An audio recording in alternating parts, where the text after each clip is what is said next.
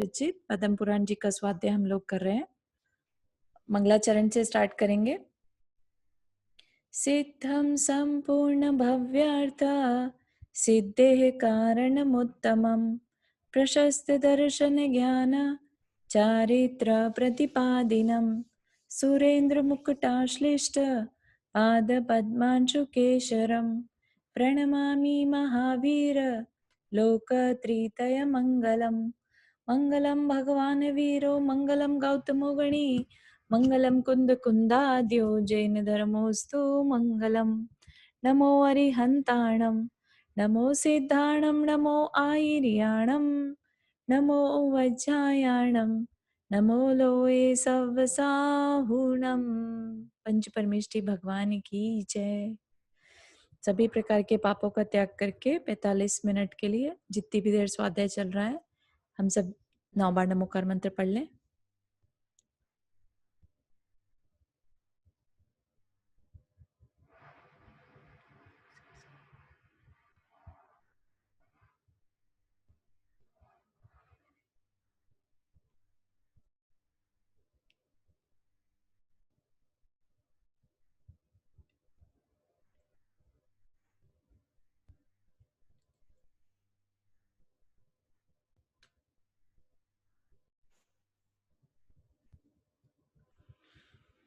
ठीक है, तो कल हमने पढ़ा था किस तरह से राम लक्ष्मण और सीता से मिले, उनके मिलन का बहुत ही सुंदर चित्रण किया था, उनकी भावनाओं का।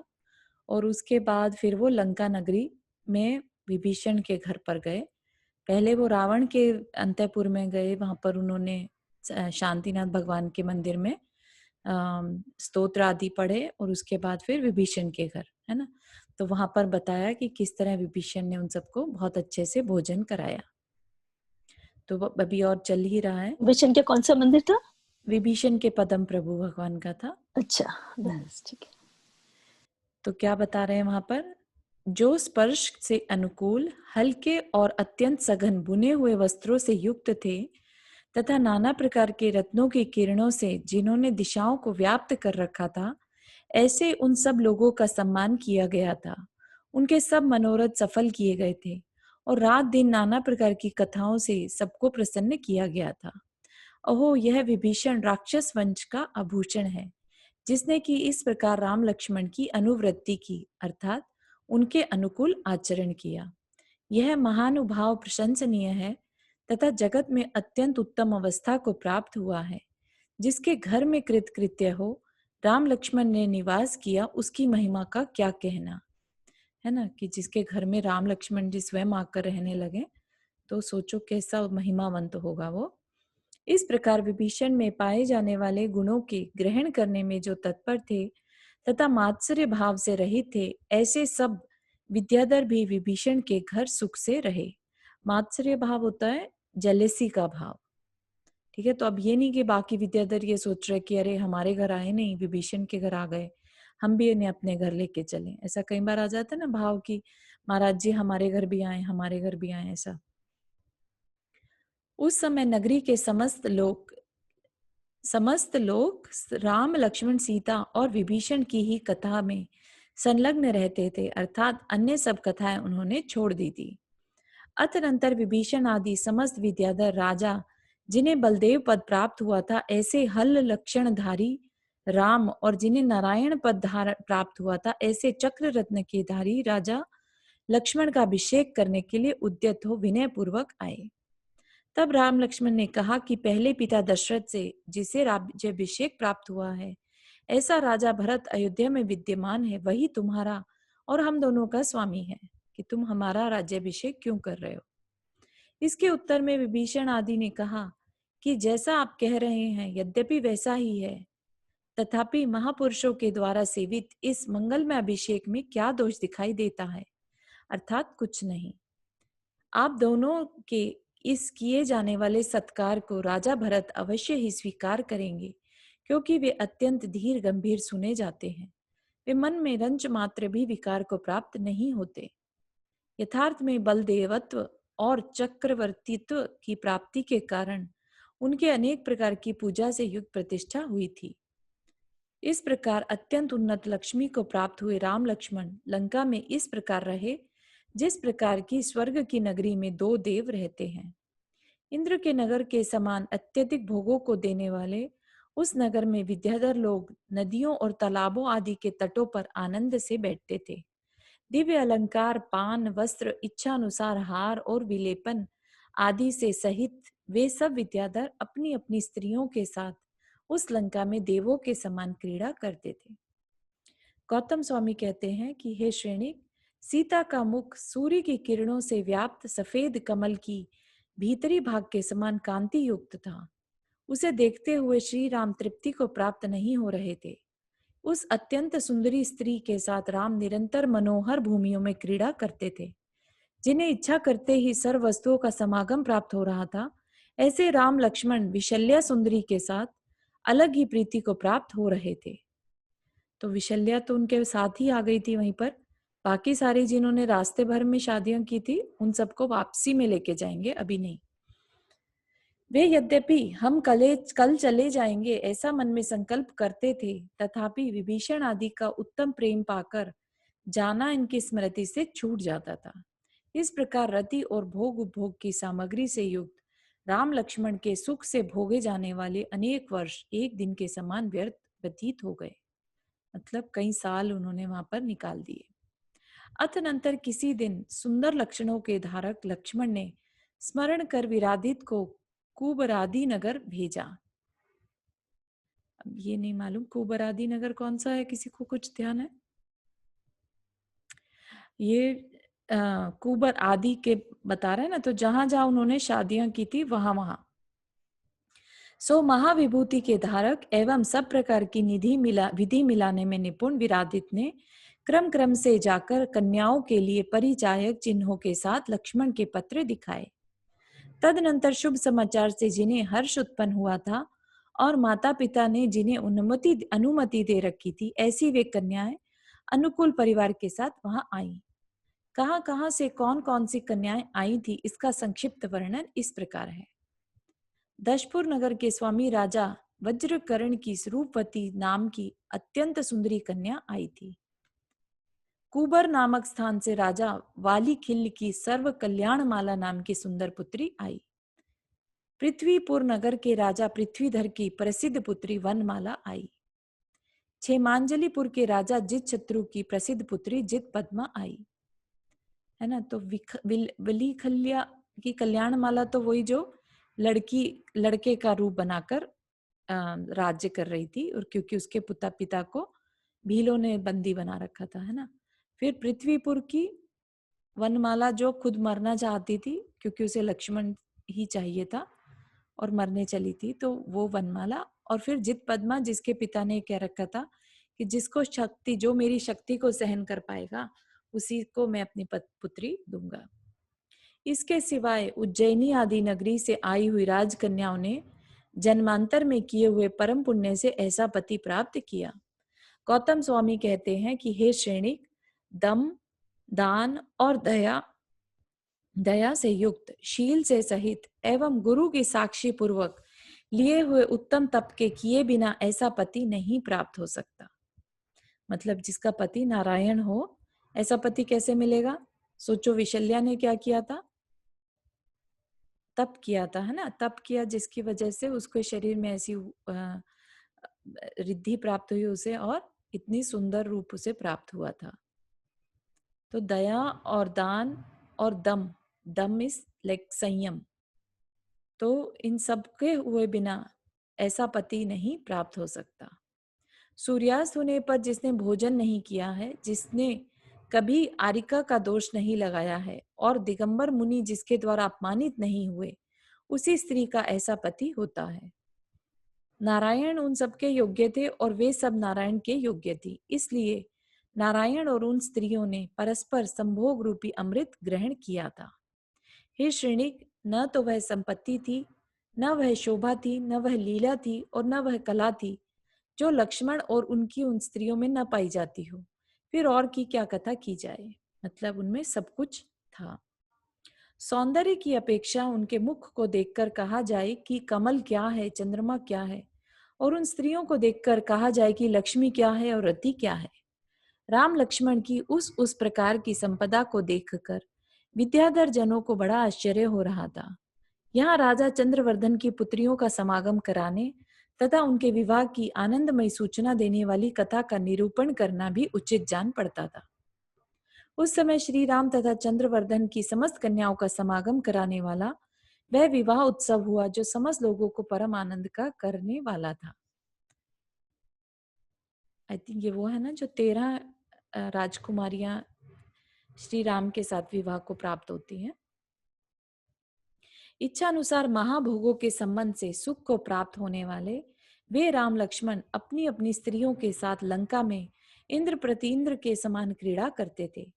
जिनकी समस्त इंद्रियों की संपदा सीता के शरीर के अधीन थी, ऐसे श्री राम को लंका में रहते हुए 6 वर्ष व्यतीत हो गए। उस समय उत्तम चेष्टाओं के धारक रामचंद्र सुख के सागर में ऐसे निमग्न हुए कि अन्य सब कुछ उनकी स्मृति के मार्ग से च्युत हो गया। है ना, तो दुख भी तो बहुत उठाया था उन्होंने। इतनी लंबा सफर उन्होंने अयोध्या से लंका तक का सफर पैदल तय किया था और कितनी लड़ाइयां लड़ी, कितनी तकलीफें उठाई उन्होंने। तो अब थोड़ा सा अच्छा लग रहा है उन्हें, तो अच्छी बात है। गौतम स्वामी कहते हैं कि हे श्रेणिक, इस प्रकार की यह कथा तो रहने दो, अब एकाग्र चित्त हो पाप का क्षय करने वाली दूसरी कथा सुनो। अतनंतर समस्त पापों को नष्ट करने वाले भगवान इंद्रजीत मुनिराज अनेक रिद्धियों की प्राप्ति से युक्त हो पृथ्वी तल पर विहार करने लगे। तो जो इंद्रजीत थे, रावण के पुत्र इंद्रजीत, उनकी बात बता रहे हैं कि उनको अनेक रिद्धियां प्राप्त हो गई तप करते करते। उन्होंने वैराग्य रूपी पवन से युक्त तथा सम्यक दर्शन रूपी वास से उत्पन्न ध्यान रूपी अग्नि के द्वारा कर्म रूपी भयंकर वन को भस्म कर दिया था। विषय रूपी ईंधन को जलाने के लिए अग्नि के समान जो मेघ वाहन मुनिराज थे, वे केवल ज्ञान प्राप्त कर आत्म स्वभाव को प्राप्त हुए। मेघ वाहन भी दूसरी तरफ केवल ज्ञान को प्राप्त हो गए। उन दोनों के बाद सम्यक दर्शन, सम्यक ज्ञान और सम्यक चारित्र को धारण करने वाले कुंभकर्ण मुनिराज भी शुक्ल लेशा के प्रभाव से अत्यंत विशुद्ध आत्मा हो केवल ज्ञान के द्वारा लोक और अलोक को ज्यों का त्यों देखते हुए कर्म धूलि को दूर कर अविनाशी परम पद को प्राप्त हुए। तो क्या क्या हुआ कुंभकर्ण के साथ? सम्यक दर्शन, सम्यक ज्ञान और सम्यक चारित्र यानी रत्नत्रय यानी मुनि धर्म को धारण करने वाले कुंभकर्ण भी शुक्ल लेशा, शुक्ल लेशा होती है हमारे शरीर की और योग की और कषायों की जो मिली जुली एक परिणति होती है, उसको लेशा कहते हैं। शुक्ल लेशा होती है बहुत शांत परिणाम, बहुत ही शांत परिणाम जिसके हो वो शुक्ल लेशा। लेशा इज जस्ट अ वर्ड, ठीक है, टेक्निकल वर्ड है किसका? जो शरीर और कषायों के मिलन से जो एक्टिविटी हो रही है ना, बेसिकली हमारी बाह्य जो दिखाई दे रहा है वो चीज के प्रभाव से अत्यंत विशुद्ध आत्मा हो, उसके प्रभाव से अत्यंत अंदर में उनके विशुद्धि बढ़ती चली जा रही है। एक तरफ तो वो मुनिराज है और ऊपर से शुक्ल लेशा, है ना। तो शुक्ल लेशा करते हुए जो उनको क्या हो गया? केवल ज्ञान हो गया। और फिर अविनाशी परम पद, अविनाशी परम पद कौन सा होगा? सिद्ध पद, है ना। सिद्ध पद को प्राप्त हुए। इनके सिवाय सुरेंद्र, असुरेंद्र तथा चक्रवर्ती जिनकी उत्तम कीर्ति का गान करते थे, जो शुद्ध शील के धारक थे, देदीप्यमान थे, गर्व रहित थे, जो समस्त पदार्थ रूपी सघन गे को गोस्पद के समान तुच्छ करने वाले तेज से सहित थे, जो संसार के क्लेश रूपी कठिन बंध के जाल से निकल चुके थे, जहां से पुनः लौटकर नहीं आना पड़ता, ऐसे मोक्ष स्थान की प्राप्ति रूपी स्वार्थ से जो सहित थे, अनुपम तथा निर्विघ्न सुख ही जिनका स्वरूप था, जिनकी आत्मा महान थी, जो सिद्ध थे तथा शत्रुओं को नष्ट करने वाले थे, ऐसे ये तथा अन्य जो महर्षि थे, वे जिन शासन के श्रोता मनुष्यों के लिए रत्न त्रय रूपी आरोग्य प्रदान करें। मतलब कि जो इस तरह के और भी मुनिराज हुए, ऐसे महर्षि, जस्ट सिंपल मुनिराज नहीं, ऐसे महर्षि जो रिद्धि के धारक है, ऐसे मुनिराज हमारे लिए आरोग्य को प्रदान करें। गौतम स्वामी कहते हैं कि हे राजन, उन पर महात्माओं का प्रभाव तो देखो कि आज भी उन परमात्माओं के यश से व्याप्त वे दिखाई देते हैं, पर वे साधु नहीं दिखाई देते।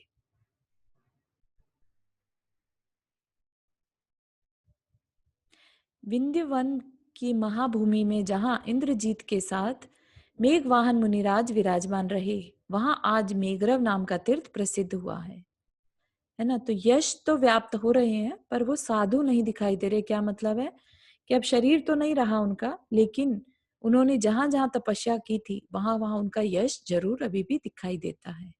वो स्थान तो अभी भी होंगे ना, तो वैसा बता रहे हैं। तो जहां पर इन्होंने इंद्रजीत के साथ मेघवाहन ने करी थी, वहां आज मेघरव नाम का तीर्थ प्रसिद्ध हुआ है।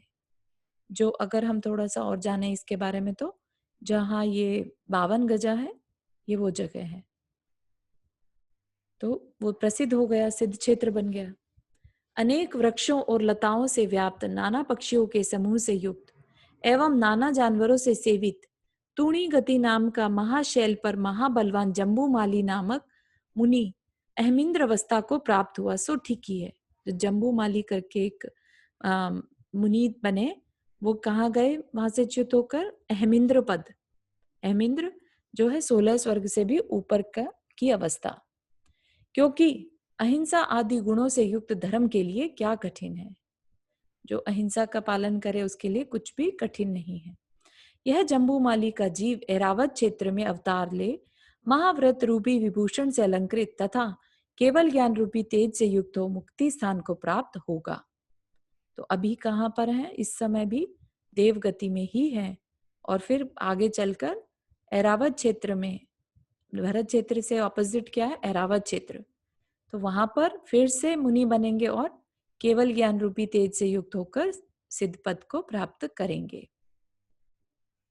रजोगुण तथा तमोगुण से रहित महामुनि कुंभकर्ण योगी नर्मदा के जिस तौर पर निर्वाण को प्राप्त हुए थे, वहां पिठ रक्षत नाम का तीर्थ प्रसिद्ध हुआ।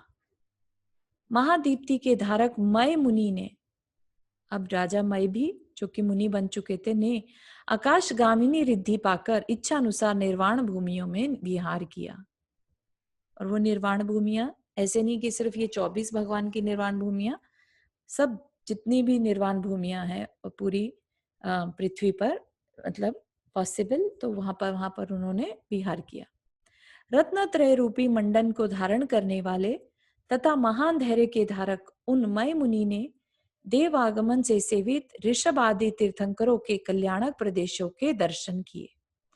मतलब जहां जहां उनके कल्याणक हुए थे, उन प्रदेशों के भी दर्शन किए। मारीच मुनि, जो रावण का मंत्री था मारीच, वह भी मुनि बन गया था। तो वह क्या हुआ? कल्पवासी देव हुए। कल्पवासी होते 16 स्वर्ग वाले देव। तथा अन्य महर्षियों ने जिसका जैसा तपोबल था उसने वैसा ही फल प्राप्त किया। बाकी भी जो राजा या मंत्री जो कुछ भी मुनि बन गए थे, उन्होंने जैसा जैसा तप किया वैसा वैसा फल प्राप्त किया, है ना। तो यहाँ पर अपना पुरुषार्थ समझना चाहिए कि तप करने में जिसने जैसा पुरुषार्थ लगाया उसको वैसा ही फल मिलेगा, है ना। तो ये नहीं समझना कि अब कर्म बांध लिया तो ये तो हमें भुगतना ही पड़ेगा, नहीं। तप भी हमारे पुरुषार्थ में है। वो तप करना कहीं पर भी कर्म का फल नहीं है।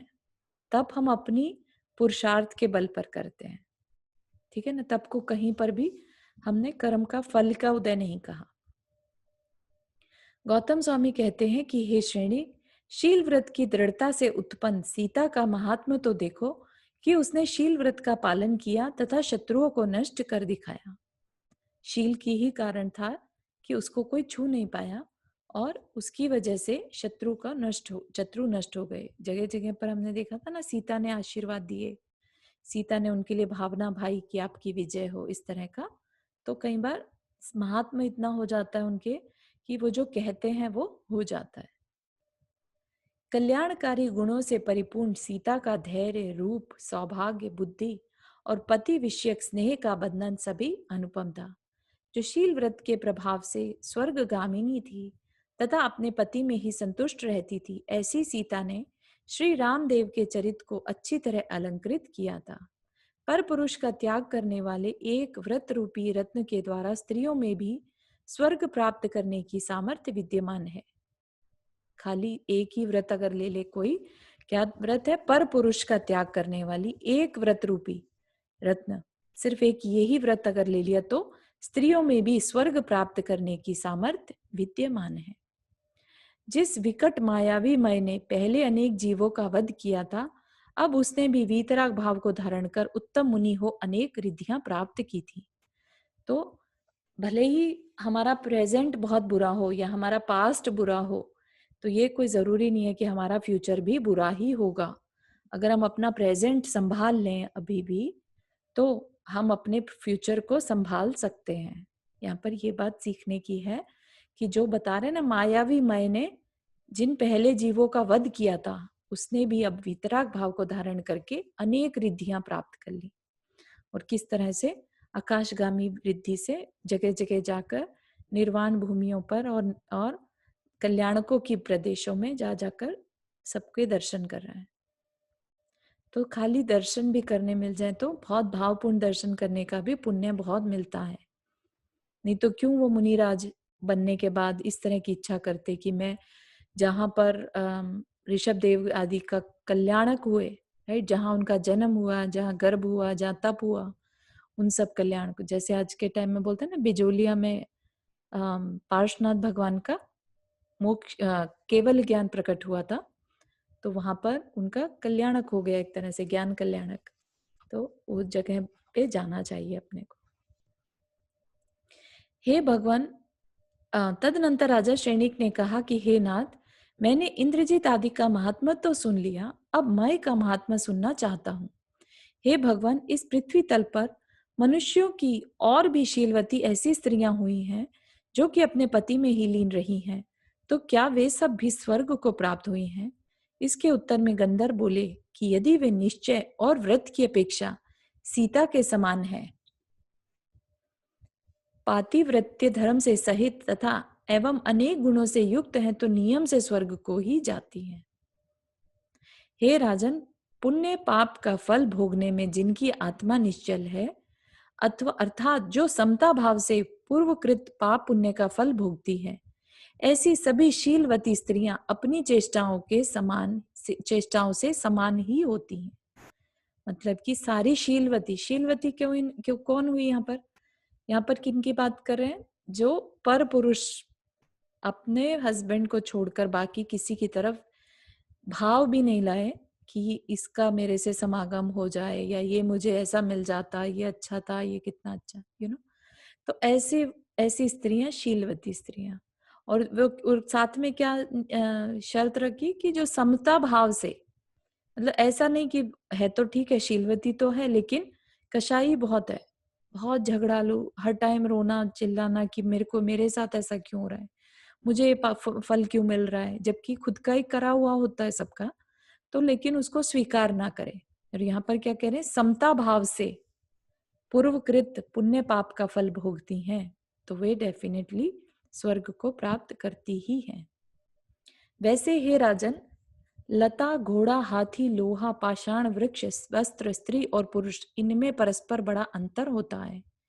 जिस प्रकार हर एक लता में न ककड़ी फलती है और न ही कुमड़ा ही, इसी प्रकार हे राजन, सब स्त्रियों में सदाचार नहीं पाया जाता। मतलब कि सारी स्त्रियां एक जैसी नहीं होती। पहले अति वंश में उत्पन्न हुई एक अभिमाना नाम की स्त्री हो गई है। तो अब एक कहानी सुना रहे हैं कि किस तरह से देखा जाता है कि सारी स्त्रियां सदाचारी नहीं होती। किसकी कहानी है कि एक अभिमाना नाम की स्त्री हुई जो अपने आप को पतिव्रता प्रकट करती थी, सिर्फ दिखाती थी, किंतु यथार्थ में शील रूपी अंकुश से रहित हो दुर्मत रूपी वारण को प्राप्त हुई थी। भावार्थ, मतलब कि क्या कहना चाह रहे हैं, इस प्रकार झूठ मूठ ही पतिव्रता का अभिमान रखने वाली स्त्री पतिव्रता नहीं है। यह मन रूपी हाथी लौकिक शास्त्र रूपी निर्बल अंकुश के द्वारा वश नहीं किया जा सकता, इसलिए वह इस जीव को कुमति में ले जाता है। उत्तम बुद्धि को धारण करने वाला भव्य जीव जिनवानी रूपी अंकुश के द्वारा ही मन रूपी हाथी को दया और सुख से सहित समीचीन मार्ग में ले जा सकता है। तो भव्य जीव कौन होता है? कोई बताएगा भव्य और अभव्य में क्या डिफरेंस है?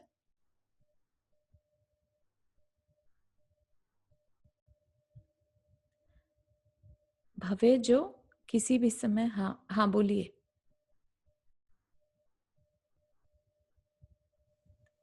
भव्य जो जिसको केवल ज्ञान प्राप्त हो गया हो। अम, जिसको मोक्ष की प्राप्ति पॉसिबल है, जिसके अंदर ये क्षमता है मोक्ष पाने की, वो भव्य जीव। ठीक है, और जिसमें क्षमता ही नहीं है वो अभव्य जीव। ठीक है, तो भव्य में जो ऑलरेडी पा गए हैं वो भी भव्य हैं, जो पाने वाले हैं वो भी भव्य हैं। ठीक है, तो हम भव- भव्य और भव्य में आते हैं हम लोग, या अभव्य में? हम अभी के देखो, ये बात कहना तो सिर्फ केवली भगवान या फिर जो रिद्धिधारी मुनिराज है वही बता सकते हैं, लेकिन अपना जिस तरह से मन लग रहा है पढ़ने में और अपने अपने आप को जानने का और ये सब अच्छा करने का, तो हम कह सकते हैं कि हम भव्य जीव हैं। ठीक है, सभी को अपने आप को भव्य जीव मानकर ही आचरण करना चाहिए, क्योंकि अगर अभव्य मान लेंगे तो फिर हमें लगेगा कि अरे हमें तो कभी मोक्ष होना ही नहीं है, हम क्यों एफर्ट्स लगाएं। तो ये वो वाली चीज है। ठीक है, तो अपने आप को हमें हमेशा भव्य जीव ही मानना चाहिए। तो रावण भव्य जीव हो सकता था लेकिन नहीं हुआ, राइट? नहीं नहीं नहीं, रावण अभी भी भव्य ही है, चाहे नरक में भी चला जाए जीव, लेकिन जिसमें क्षमता है बनने की, मोक्ष पाने की, तो वो भव्य ही है। ऐसा भव्य और अभव्य बदलते नहीं है कि पीछे कभी भव्य हो गया कभी अभव्य हो गया। तो भले ही वो नरक में है अभी, राइट, लेकिन जब बाहर रावण आएंगे आगे वहां से चल के, सॉरी, वो भावी तीर्थंकर होंगे ना। भावी हाँ आगे तीर्थंकर, चल है के ना। तीर्थंकर होंगे ना, तो हाँ भव्य जी हुए ना। हाँ, तो इसलिए भव्य। अभव्य की अभव्य की परिभाषा क्या रहती है? जैसे अपने को एग्जाम्पल ये मिलता है शास्त्र में कि जैसे मूंग उबालते हैं और सारी मूंग तो उबल गई, 4-5 दाने फिर भी रह जाते कड़े, कितना भी उबाल लो उन्हें वो नहीं उबल पाते। ठीक है ना, सॉफ्ट नहीं हो पाते। तो वो अभव्य की संज्ञा को पाते हैं एक तरह से, कि उनको कितना भी तुम समझा लोगे, कितना भी वो पुरुषार्थ लगा लेंगे, लेकिन वो मोक्ष को प्राप्त नहीं कर सकते। वो चारू, हाँ जी, वो हाँ जी आंटी। भव्य अभव्य से भव्य बन सकते हैं। नहीं, भव्य अभव्य एक तरह की उनकी पहचान ही है। जैसे जीव है तो जीव है, राइट, ऐसे ही भव्य जीव है तो वो भव्य ही रहेगा, मतलब जीवन हमेशा के लिए। अभव्य कभी भव्य नहीं बन सकता। इसका रिलेशन हम लेशा से लगा सकते हैं चारू? जिससे बताइए। भव्य का जैसे जो लेशाएं होती है ना, जिसमें 3 शुभ होती है 3 अशुभ हाँ होती है। हाँ, तो तो ऐसा कहीं पर मैंने नहीं पढ़ा है कि उनकी लेश्या में कोई डिफरेंस आता है। हाँ ठीक है, हाँ अभव्य भी जो है शुक्ल लेश्या को धारण कर सकते हैं। लेश्या क्या है? बेसिकली कषायों की मंदता, ये जो परिणाम होते हैं हमारे, राइट, मन वचन काय की जो क्रिया है, योग है, वो हाँ लेश्या है, राइट। तो वो अभव्य के भी हो सकती है।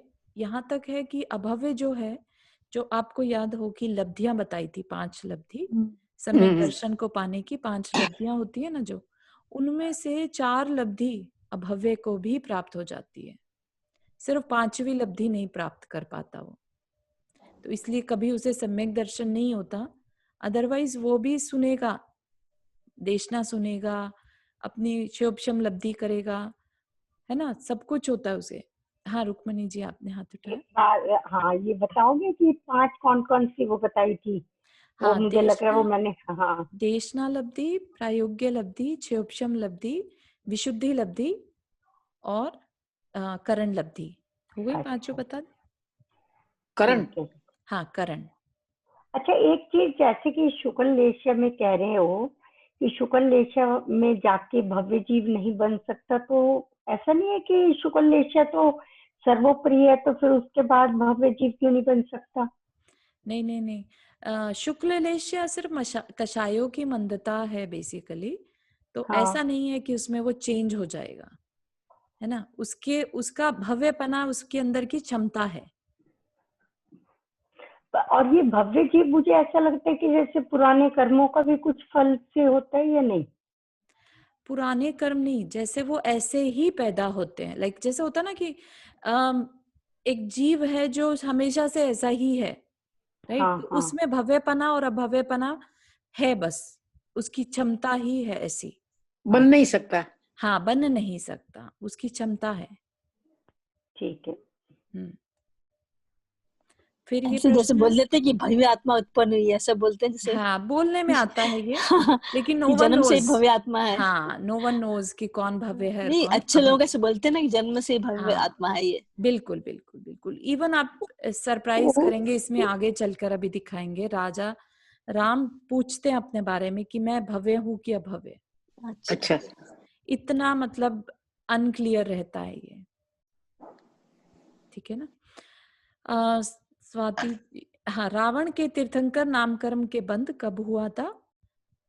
तीर्थंकर नामकरण का बंद, हाँ, इसकी कोई चर्चा नहीं है, इसकी कोई चर्चा नहीं। ये प्रश्न मैंने सुधा सागर महाराज जी से किया था और उन्होंने यही बताया कि इसकी कहीं चर्चा नहीं है कि किस तरह से हुआ, तो इसलिए नहीं मालूम कि कब हुआ।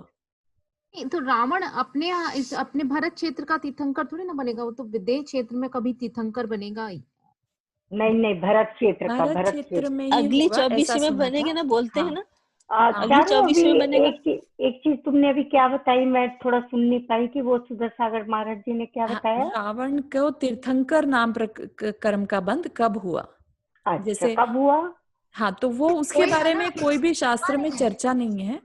अच्छा अच्छा। जैसे नहीं, कृष्ण जी का तो बोलते हैं ना कि उन्होंने वैयावृत्ति की थी, हाँ तो हाँ, तब उन्होंने नाम तीर्थंकर नाम प्रकृति बांध ली थी। ओके नहीं, ओके। लेकिन रावण के बारे में तो मैंने ऐसे सुना है अभी होएगा उसको, क्योंकि अभी तो टाइम है ना, निकलेगा फिर उसके बाद उसको तीर्थंकर नाम कर देगा बंद। नहीं नहीं, बंद तो बांध चुके वो बंद अभी। बांध इसका लिया क्या था। है, हम लोगों की जैसे अब एज है, तो इसमें कुछ महाराज जी लोग बताते हैं, इतना एग्जैक्ट मुझे तो ध्यान नहीं, शायद चारू जी को पता हो कि कितनी एज के ऊपर जाके बंद बन जाता है, और अगर तब नहीं बनता तो फिर दूसरी एज जो आती है उसमें बंद, तो बंद तो उसका बन चुका रावण का।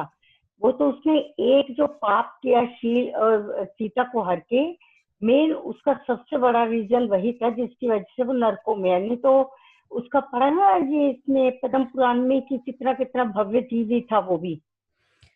हाँ, तो देख सकते हैं इसको और ज्यादा कि कब बंधा ये तीर्थंकर नामकरण। जो हमारी जानकारी में है वो ऑलरेडी बांध लिया है, ठीक हाँ है। और अगर हो सकता है, यू माइट बी राइट, कि आगे चल के बांधेंगे, तो हो सकता है नहीं वो भी बांधा, अभी नहीं बांधा है, बांधेगा वो बाद में बांधेगा नहीं तभी। नहीं नहीं नहीं नहीं, बांध तो वो चुके, वो बंध तो उनका नहीं, तो वो इतनी बड़ी कथा को आचार्य रविशरण वो नहीं कर सकते थे कि इस मेन कथा में वो बात नहीं आती कि उन्होंने हाँ, लेकिन आप ये भी सोचिए ना कि अभी जो रावण नरक में है वहां से निकल के, राइट, फिर देवगति में जाएंगे।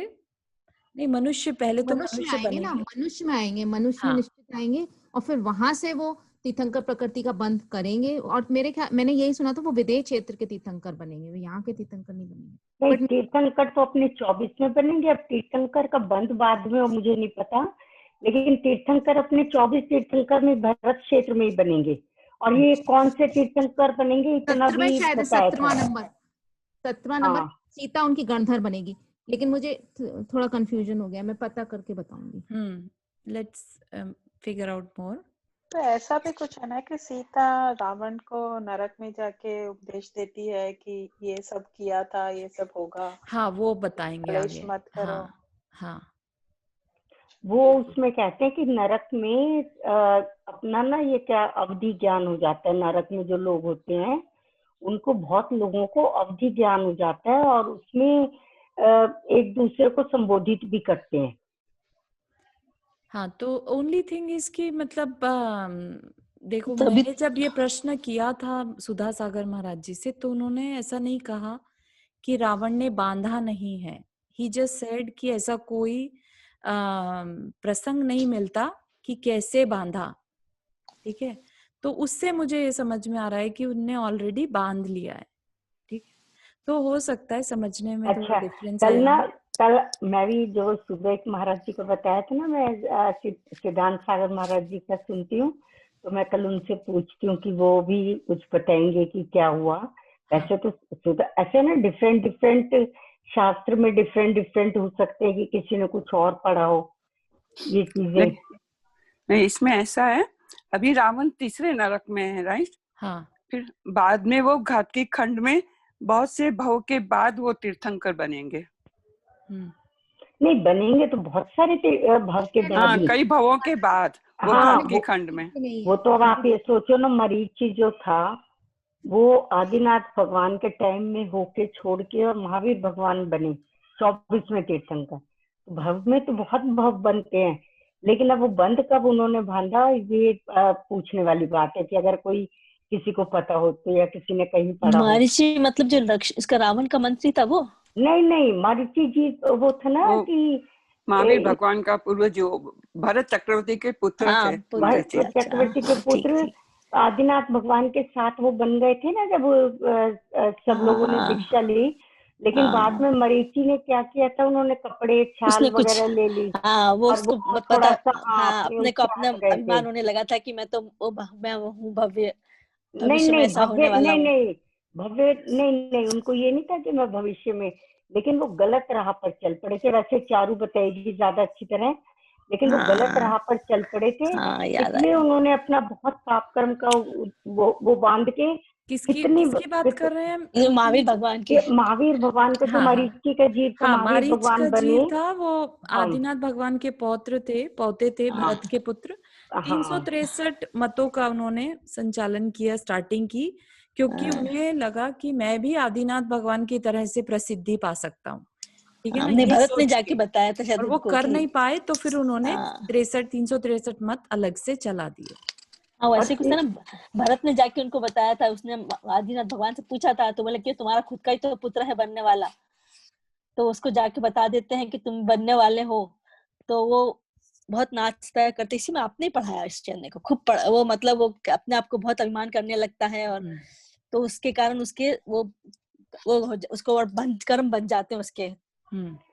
तो कुछ उसको कोई भव, जिनवानी वगैरह में महावीर भगवान के सारे भव लिखे हुए ना, तो मरीचि से लेके फिर सारे भव दिए हुए कि कौन कौन से भव कैसे कैसे वो बने, और फिर महावीर भगवान बने। हो सकता है हमें इतना ज्ञान नहीं है भाई, थोड़ा याद करते हैं।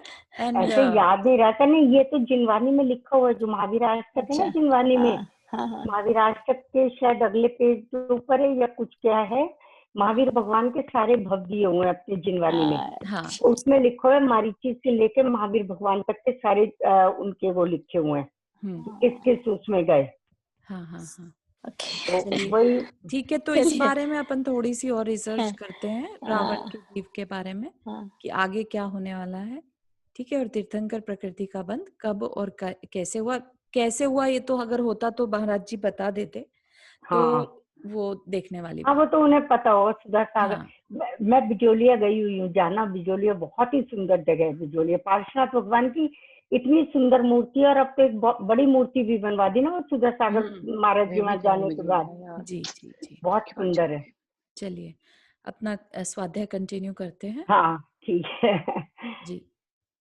उत्तम बुद्धि को धारण करने वाले भव्य जीव जिनवानी रूपी अंकुश के द्वारा, जिनवानी रूपी अंकुश मतलब जिनवानी में जो कहा गया है उसको सीखने के बाद, उसको फॉलो करने के बाद, उसका अंकुश बनाकर मन रूपी हाथी को किससे, महावत किससे, अंकुश से करता है ना कंट्रोल।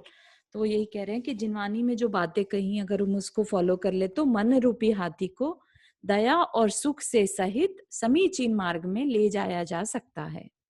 तो सबसे अच्छा मार्ग कौन सा है? जो दया से परिपूर्ण हो, है ना, वो ही सुख को देने वाला है। गौतम स्वामी कहते हैं कि अब मैं विद्वानों के बीच परंपरा से आगत अभिमाना के शील वर्णन का कथा संक्षेप में कहता हूँ, सो सुन। जो जिसकी कहानी चल रही है ना, वो अभिमाना स्त्री, उसने क्या किया था वो है बता रहे हैं। वे कहने लगे कि जिस समय समस्त देश रोग रूपी वायु से पीड़ित था, उस समय धान्य ग्राम का रहने वाला एक ब्राह्मण अपनी स्त्री के साथ उस ग्राम से बाहर निकला। उस ब्राह्मण का नाम नोदन था और उसकी स्त्री का नाम अभिमाना था। अभिमाना अग्नि नामक पिता से मानिनी नामक स्त्री से उत्पन्न हुई थी तथा अत्यधिक अभिमान को धारण करने वाली थी। तो अभी तक हमने क्या सीखा? एक स्त्री है अभिमाना और उसका पति का नाम क्या है? नोदन, ब्राह्मण है वो। तदनंतर भूख की बाधा से जिसकी आत्मा विहल हो रही थी, ऐसे नोदन ने अभिमाना को छोड़ दिया। धीरे धीरे अभिमाना हाथियों के वन में पहुंची। वहां उसने राजा कररू को अपना पति बना लिया। तो किसी और को छोड़कर अब दूसरे को अपना पति बना लिया, तो क्या वो शीलवती कहलाएगी? यहाँ पर नहीं रहा, वो ही बता रहे हैं। राजा कररू पुष्प प्रकीर्ण नगर का स्वामी था। तदनंतर जिसे पति की प्रसन्नता प्राप्ति, ऐसी उस अभिमाना ने किसी समय रति काल में राजा कररू के सिर में अपने पैर से आघात किया, अर्थात उसके सिर में लात मारी। दूसरे दिन प्रभात होने पर जब राजा सभा में बैठा था, तब उसने बहुश्रुत विद्वानों से पूछा, बहुश्रुत विद्वान मतलब जिनको बहुत नॉलेज हो, ऐसे विद्वानों से पूछा कि जो राजा के सिर को पैर से के आघात से पीड़ित करे उसे क्या करना चाहिए। तो राजा अटपटी सी बातें पूछा करते थे पहले के टाइम में। राजा का प्रश्न सुन सभा में उस अपने आप को पंडित मानने वाले जो बहुत से सभासद बैठे थे, उन्होंने कहा कि उसका पैर काट दिया जाए अथवा उसे प्राणों से वियुक्त किया जाए। उसी सभा में राजा के अभिप्राय को जानने वाला एक हेमांक नाम का ब्राह्मण भी बैठा था। सो उसने कहा कि राजन, उसके पैर की अत्यधिक पूजा की जाए, अर्थात अलंकार आदि से अलंकृत कर उसका सत्कार किया जाए। राजा ने उससे पूछा कि तुम इस प्रकार विद्वान कैसे हुए, अर्थात तुमने यथार्थ बात कैसे जान ली? तब उसने कहा कि इष्ट स्त्री के इस दंत रूपी शस्त्र ने आपको अपने इष्ट को अपने द्वारा घायल दिखलाया है, अर्थात आपके ओठ में स्त्री का दंत घात देखकर मैंने सब रहस्य जाना है। यह सुन राजा ने यह अभिप्राय का जानने वाला है ऐसा समझ हेमांक को बहुत संपदा दी तथा अपनी निकटता प्राप्त कराई। हेमांक के घर में अमोघेश्वर नामक ब्राह्मण की मित्र यशा नाम की पतिव्रता पत्नी रहती थी। वह बेचारी विधवा तथा दुखिनी होकर उसी घर में निवास करती और अपने पति के गुणों का स्मरण कर पुत्र को ऐसी शिक्षा देती थी। उसके घर में कोई पतिव्रता पत्नी रहती थी जिसका पति नहीं था कि हे पुत्र, जिसने बाल्य अवस्था में निश्चिंत चित्त होकर एक सेकंड चारू, किसके घर में रहती थी ये स्त्री? राजा के या उसके ब्राह्मण के? घर में, हेमांक के घर में जो स्त्री रहती थी, उसके मित्र की पत्नी, तो वह अपने पुत्र को बोलती है, ठीक है, क्या बोलती है कि निश्चिंत चित्त होकर विद्याभ्यास, बाल्यावस्था में अगर विद्याभ्यास करोगे तो उसका क्या होगा, प्रभाव हेमांक के जैसा होगा। हेमांक जिसको राजा ने अभी बहुत सा धन देकर सम्मानित किया, जिसने बाण विद्या के द्वारा समस्त ब्राह्मणों अथवा परशुराम की संपदा को तिरस्कृत कर दिया था, उस पिता के तू ऐसा मूर्ख पुत्र हुआ है। आंसुओं से जिसके नेत्र भर रहे थे, ऐसी माता के वचन सुनकर उसका श्रीवर्धित नाम का अभिमानी बालक माता को सांत्वना देकर उसी समय विद्या सीखने के लिए चला गया। ठीक है, तो आज के लिए हम यहीं तक रखते हैं। तो यहाँ पर दिखाया कि उनका जो श्रीवर्धित नाम का पुत्र था वो अभिमानित होकर निकल जाता है वहां से। मेरे को लगता है उसको सम्यक दर्शन भी नहीं था रावण को, तो सम्यक दर्शन तो अब होगा उसको। सम्यक दर्शन उसको जगह जगह बोला गया है एक्चुअली। नहीं तो उसको अब वो सीता जाएगी ना तब होगा सम्यक दर्शन। अच्छा, ऐसा मेरे को पता है। ठीक है, उसको था एक सम्यक दर्शन नहीं था, लेकिन उसको क्षयोपशमिक उपशमिक था, तो मतलब हो गया था। सीता उसका दंड कराएगी। हाँ, तो थोड़ा सा और जानकारी ले लेते हैं, दूसरे शास्त्र को भी देख सकते हैं। तो मतलब मेरे को ऐसा पता है कि वो पे जाएगी तब जाके उसको सम्यक दर्शन होगा। हाँ, नहीं, द कारण इज क्योंकि अगर क्षयोपशमिक सम्यक दर्शन था तो वो छूट गया होगा, नरक में गए, उसके बाद अब फिर से नरक में तो छूटता ही है ना, सब तो छूटने ही वाला है। तो वो छूट गया, वापस से उसको सम्यक दर्शन ही नहीं है अभी, तो उसको तीर्थंकर कहाँ से बन होगा? नहीं, अगर उसको सम्यक दर्शन नहीं होता तो इतनी वो पूजा पाठ अपने सम्यक दर्शन में तो सबसे पहला यही है कि देवशास्त्र गुरु की पूजा का श्रद्धान। नहीं, मिथ्या दृष्टि भी कहाँ तक पहुँच जाता है ऊपर? नहीं, मिथ्या दृष्टि भी पहुँच जाता है, लेकिन मिथ्या दृष्टि को सम्यक दर्शन वो तो बहुत तपशील वाला सब बहुत अच्छा था, तो इसलिए उसको हो सकता है सम्यक दर्शन, सम्यक ज्ञान, सम्यक हो, बस उसके चारित्र में गलती थी। हाँ, आई थिंक सो। दर्शन तो उसको था, क्योंकि ये बोलते हैं ना कि अपने जिनको ही तीनों ज्ञान हो गए, देवशास्त्र गुरु का सच्चा श्रद्धान हो, वो सम्यक दर्शी है। सबसे पहले दर्शन ही कहलाते हैं ना सम्यक दर्शन। जिसको हाँ, तो सम्यक दर्शन है वो सब कुछ है, तो उनको दर्शन तो धर्म का तो बहुत ज्यादा था। जब बाद में उसने अपनी उसको विद्या को हाँ साधने के लिए किया, लेकिन शुरू से वो कितना धर्म और वो था सब पहले वाले उसमें, जैसा कि मैंने पढ़ा कि भाई हाँ, बहुत तो ज्यादा ऐसा उसको करते हैं, दिखाया। लेट्स गेट मोर हाँ रेफरेंस कहीं से मिलता हाँ है फिर तो, बोलते हैं, हाँ अपन नहीं तो है ना? गलत चीजें हाँ बोलते रहेंगे, अपने वो याद रह जाएंगी। हाँ हाँ, तो कोई दिक्कत नहीं है, and we can discuss more on this. तो ठीक है, अगली क्लास में अपन चलिए देख लेते हैं थोड़ा सा। चलिए। तो चलिए आज के लिए जिनवानी स्तुति करते हैं।